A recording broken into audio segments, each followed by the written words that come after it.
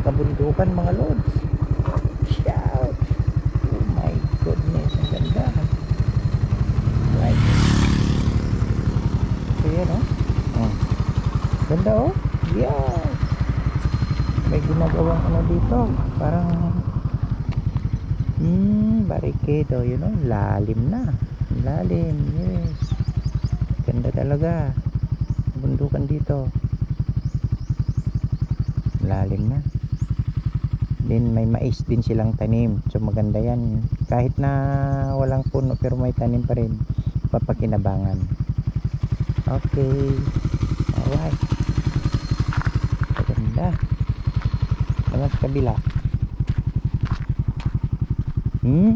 Mga mais oh. Mga mais. Nag-harvest sila. Nakasaping na. Yan. Ganda. Kabundukan. Dito ako sa high point ng bundok mga lods. Alright. Okay.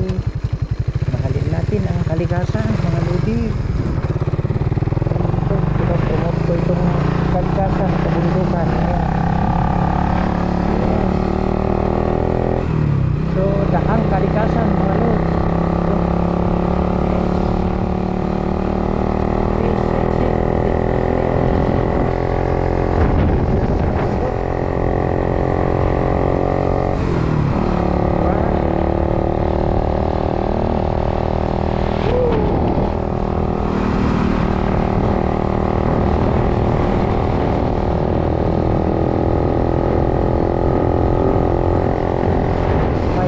Baliti tree oh. Ngayon ang ganda oh. Nakapunta ko yan noon eh. Ba? Laki. Hawak ng kanyang puno. Dapat sana hindi nila tulin. Laki na. Lumalaki na itong baliti tree. Alright. Yes.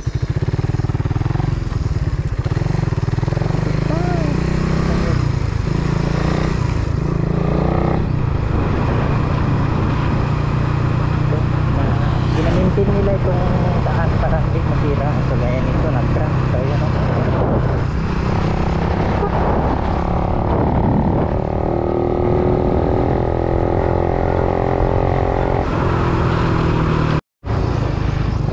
Paakyat tayo mga lodi sa bundok.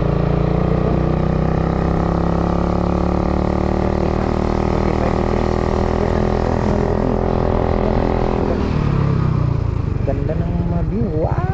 Bulaga. Wow. Ganda.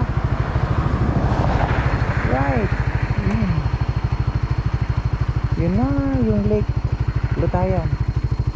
So, may mabahay sa baba oh. Ganda. Alright. Yun. Bundok. Ito ang kabundukan.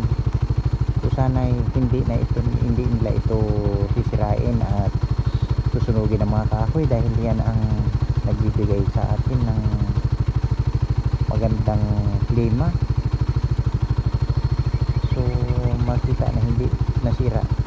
Unlike sa ibang napupuntahan ko ng mga kabundukan, kalbo na, pinuputol ang kahoy saka ginagawang uling.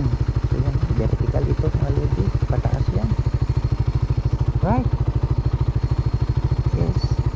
So dito ako ngayon sa gandang daan, kabundukan. Yes. Alright. Good morning. Okay. Alright. So yan ang pinanggalingan ko. Malalim. Mataas na. Mataas na ito. Bundok na. Level ko ng bundok mga lodi. So yan. Nakiyarin ko. Almost 30 minutes pa. Siguro makabot ako sa bayan ng Columbio. Right. So yun ang South Cotabato. Sa Coronadal. Ayun. Ayun.